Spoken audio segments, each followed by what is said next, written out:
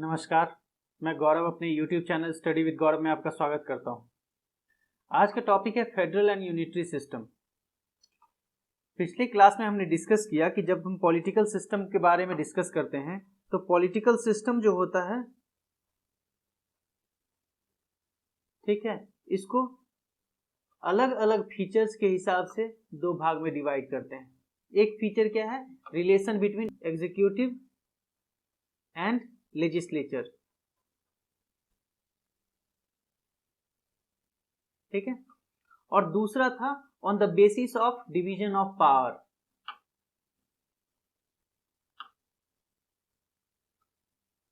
ठीक है, division of power.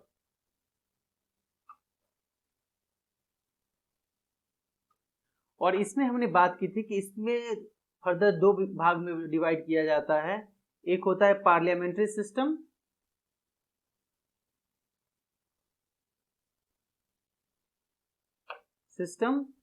और दूसरा है प्रेसिडेंशियल सिस्टम,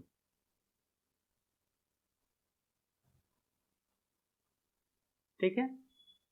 और डिवीजन ऑफ पावर के बेसिस पे एक होता है यूनिटरी सिस्टम,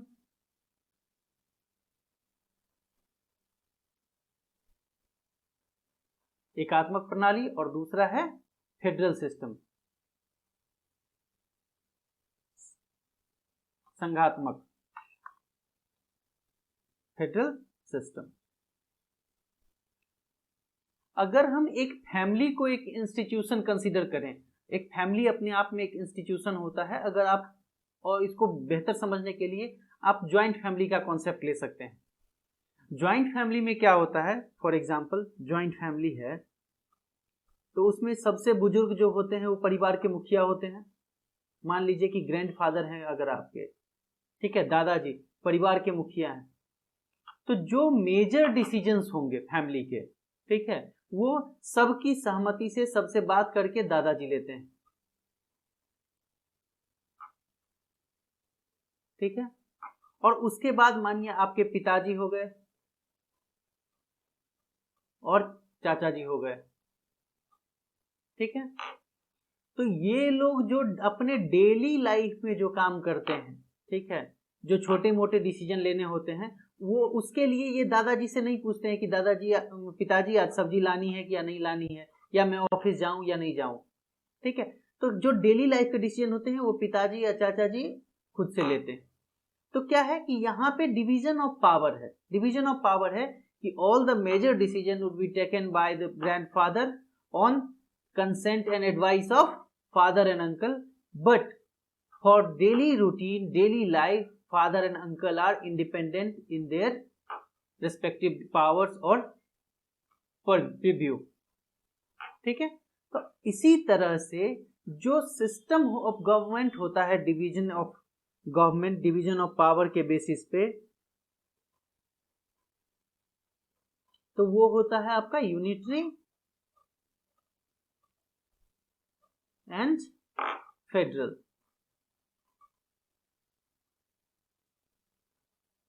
यूनिटरी का मतलब क्या है? यूनिटरी का मतलब है सेंट्रलाइज्ड पावर,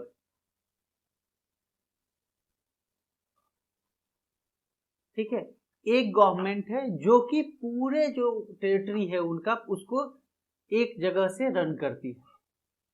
इसका मतलब ये जरूरी नहीं है कि वहां पे प्रोविंसेस नहीं होंगे या फिर वहां पे स्मॉल फ्रेगमेंटेशन नहीं होगा, लेकिन वो जो होता है वो सिर्फ और सिर्फ एडमिनिस्ट्रेटिव कन्वीनियंस के लिए होता है, प्रशासनिक सहूलियत के हिसाब से बांटा जाता है, ठीक है। वहां पे भी कुछ पावर एग्जीक्यूटिव अपने कुछ पावर डेलीगेट करते हैं, ठीक है, दे देते हैं। डेलीगेशन ऑफ पावर होता है। और डेलीगेशन का मतलब है कि कुछ पावर आपको दिया गया स्पेसिफिक पर्पस के लिए, which can be taken back any time. लेकिन वही जब हम बात करते हैं फेडरल सिस्टम की, तो फेडरल सिस्टम में क्या होता है कि कुछ पावर यूनियन गवर्नमेंट के पास रहती है और कुछ पावर प्रोविंसेस को इंडिपेंडेंटली दिया जाता है। प्रोविंसेस या फिर आप स्टेट गवर्नमेंट कह सकते हैं, union government and state government. तो प्रोविंसेस को कुछ पावर्स इंडिपेंडेंटली दिए जाते हैं, जिसको कहा जाता है डिसेंट्रलाइजेशन, शक्ति का विकेंद्रीकरण। अब इसमें क्या है कि वो पावर्स जो प्रोविंसेस को दिए गए हैं वो अपने मन से यूनियन रिवोक नहीं कर सकता है, उसके लिए कॉन्स्टिट्यूशन में अमेंडमेंट करना पड़ेगा। ठीक है, let's take features of federal and unitary systems.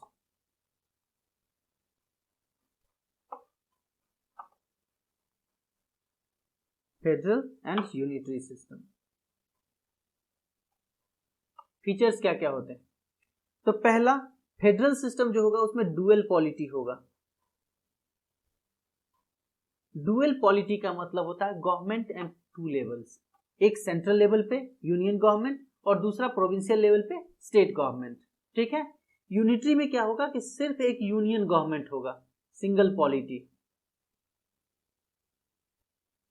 ठीक है, जो कि सारे डिसीजंस लेगी, डेलीगेशन हो सकता है पर डिसेंट्रलाइजेशन वहां पे पावर का नहीं होगा।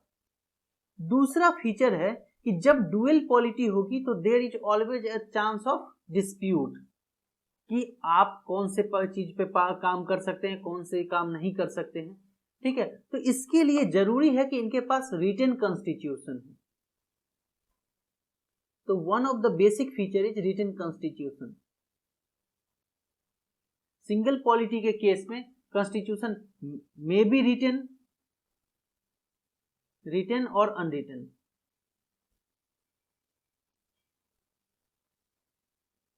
ठीक है, तो यहां पे हम देखते हैं कि रिटन भी हो सकता है, अनरिटन भी हो सकता है, क्योंकि यहाँ पे एक ही सेंट्रलाइज पावर है, उसके पास सारे अधिकार हैं। ठीक है, तो यहाँ पे कंफ्लिक्ट और डिस्प्यूट के चांसेस नहीं होंगे। लेकिन जहां पे डिवीजन ऑफ पावर है तो वहां पे डिस्प्यूट अराइज हो सकते हैं, क्योंकि दो लेवल पे अलग अलग गवर्नमेंट है। तो उस डिस्प्यूट को ओवरकम करने के लिए जब पावर लीक करके बटा हुआ होगा तो डिस्प्यूट के चांसेस कम होंगे। तीसरा है डिवीजन ऑफ पावर।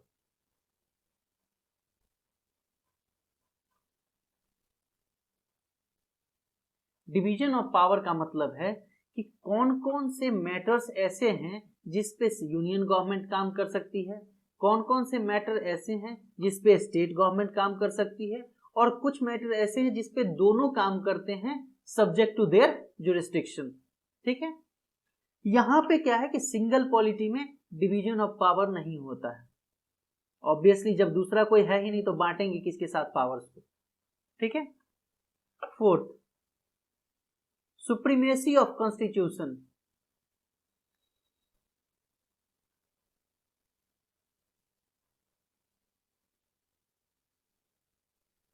यहां पे संविधान कॉन्स्टिट्यूशन सुप्रीम होगा, अर्थात कि everyone has to abide by the constitutional norms. ठीक है, क्यों? क्योंकि अलग अलग स्फीयर के पावर डेलीगेट कहां से हो रहे हैं या जो मिल रहे हैं वो कहां से मिल रहे हैं? कॉन्स्टिट्यूशन से। तो अगर कॉन्स्टिट्यूशन के बियॉन्ड कुछ भी होता है तो वो क्या होगा? नलीफाई हो जाएगा। किसके द्वारा? इंडिपेंडेंट जुडिशरी के द्वारा। यहां पे क्या है कि सुप्रीमेसी ऑफ पार्लियामेंट या फिर कॉन्स्टिट्यूशन ये चेंज हो सकता है। जैसे अगर हम यूके की बात करें, ठीक है, तो यूपी में पार्लियामेंट वहां का क्या है? सोवरेन है।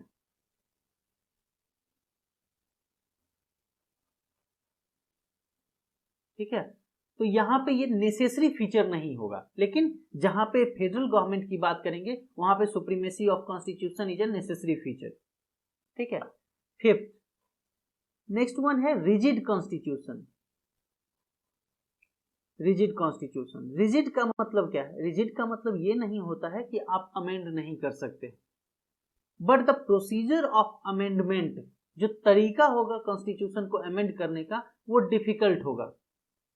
ठीक है, जैसे कि आप अगर यूएसए की हम बात करें तो यूएसए में देखते हैं कि रिजिड प्रोविजंस है। रिजिड प्रोविजन का मतलब है कि पार्लियामेंट को अगर कुछ अमेंड करना है कॉन्स्टिट्यूशन को, तो सारे जो फेडरल स्टेट्स हैं, ठीक है, उसमें मेजोरिटी का जो है सपोर्ट चाहिए।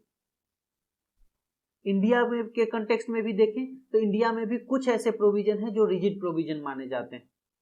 फॉर एग्जाम्पल, क्योंकि उनके लिए स्टेट की रेटिफिकेशन कंसेंट लेनी होती है, स्टेट द्वारा रेटिफाई होना होता है, अदरवाइज वो अमेंडमेंट नहीं माना जाता है। ठीक है, यहां पे ये फ्लेक्सिबल कॉन्स्टिट्यूशन होता है अगर है तो, क्योंकि डिवीजन ऑफ पावर नहीं है तो कॉन्फ्लिक्ट नहीं है, तो जो कुछ भी सेंट्रल गवर्नमेंट चाहेगी वो बदल सकती है। तो इकलौती गवर्नमेंट है तो he has all powers to do anything, ठीक है। और लास्ट है, चूंकि अलग अलग पॉलिटी है, अलग अलग गवर्नमेंट है, तो उसके बीच अगर कंफ्लिक्ट होता है, if any kind of conflict arise, तो उसके लिए एक इंडिपेंडेंट जुडिशियल सिस्टम होना चाहिए। तो independent judiciary,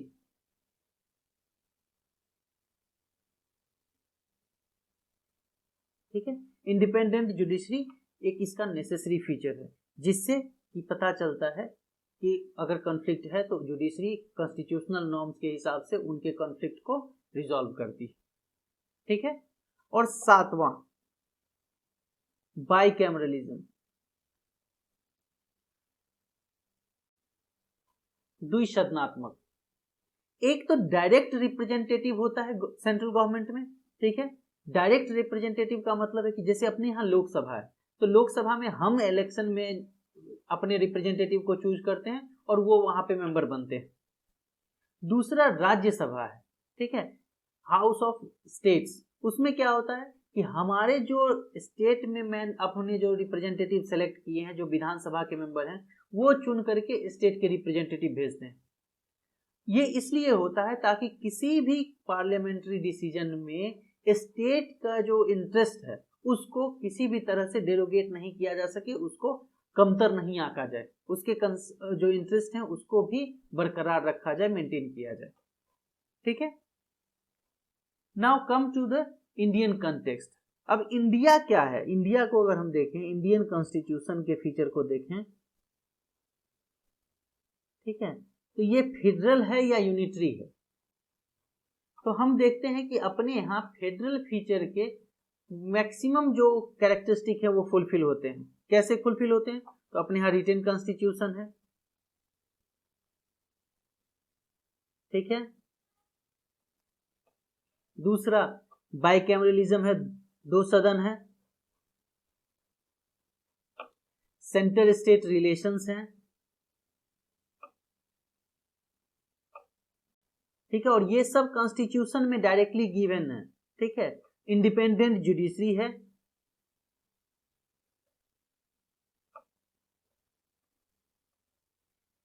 article 50 of directive principle of state policy क्या कहता है कि separation of judiciary from executive, तो ये एक इंडिपेंडेंट जुडिशरी को के क्लेम को फुलफिल करता है। दूसरा, यहां पे क्या है कि जो डिवीजन ऑफ पावर है वो कहां दिया गया है, 7th शेड्यूल में दिया गया है। यूनियन लिस्ट है, स्टेट लिस्ट है और कंकरेंट लिस्ट है। तो यहां पे separate sphere of power is clearly divided.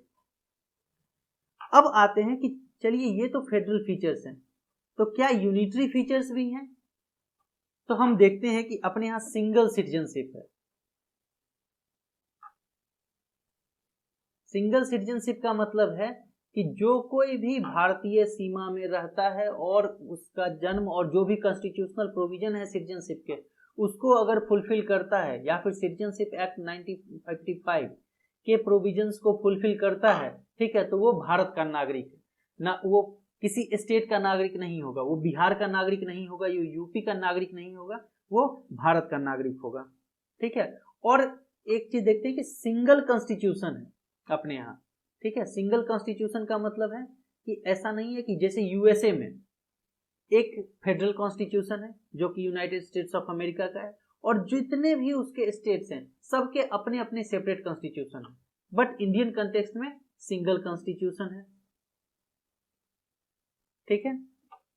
तीसरा, नेशनल इमरजेंसी के केस में, स्पेशली नेशनल इमरजेंसी जब एक्सटर्नल एग्रेशन या फिर वॉर की वजह से डिक्लेयर की जाती है, तो ऐसे सिचुएशन में क्या होता है कि सेंट्रल गवर्नमेंट क्या करती है, स्टेट के पावर्स जो हैं उसको ओवरटेक कर लेती है, सारे पावर सेंट्रल गवर्नमेंट में चले जाते हैं, स्टेट गवर्नमेंट सस्पेंशन के उसमें मोड में हो जाता है, ठीक है। तो यहाँ पे क्या है कि इमरजेंसी के केस में, ठीक है, इमरजेंसी के केस में हमारा गवर्नमेंट कैसा हो जाता है, यूनिटरी नेचर का हो जाता है, ठीक है। उसके बाद क्या नेक्स्ट कि स्टेट के जो हेड ऑफ एग्जीक्यूटिव है, कौन होते हैं स्टेट के हेड ऑफ एग्जीक्यूटिव, गवर्नर, ठीक है। तो स्टेट के हेड ऑफ एग्जीक्यूटिव गवर्नर होते हैं, वो किसको रिप्रेजेंट करते हैं, तो वो यूनियन गवर्नमेंट अपॉइंट करती है,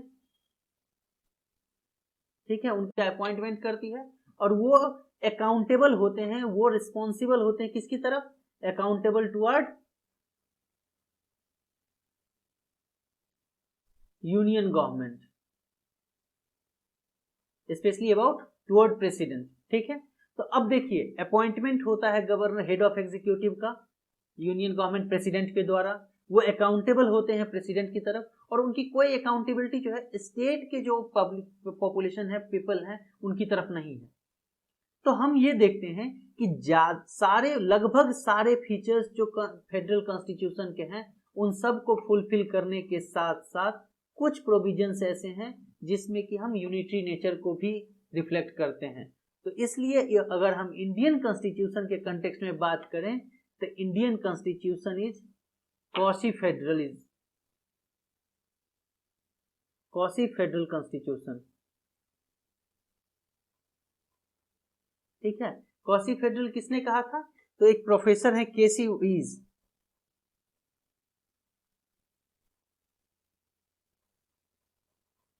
इन्होंने टर्म दिया क्वासी फेडरल। क्वासी फेडरल इसलिए कि ऑल्दो हमारे यहाँ दोनों तरह के फीचर्स हैं, यूनिटरी कॉन्स्टिट्यूशन के भी फीचर्स हैं और फेडरल कॉन्स्टिट्यूशन के भी फीचर्स हैं, लेकिन हमारा टिल्ट जो है वो ज्यादातर जो है, जो बैलेंस है, यूनिटरी जो बायसनेस है, वो फेडरल फीचर की तरफ है, इसीलिए हमारा कॉन्स्टिट्यूशन जो है वो क्वासी फेडरल कॉन्स्टिट्यूशन है। But at the same time drafting committee ने इसको कहा था फेडरल कॉन्स्टिट्यूशन। ड्राफ्टिंग कमिटी जिसको हेड कर रहे थे डॉक्टर बी आर अम्बेडकर, तो उसने इसको कहा फेडरल कॉन्स्टिट्यूशन, ठीक है। तो ये है हमारा कॉन्स्टिट्यूशन का फेडरल फीचर और यूनिटरी फीचर और दोनों का ब्लेंड। इसमें अगर कोई कंफ्यूजन होता है you can ask in comment. Thank you so much, thanks for watching.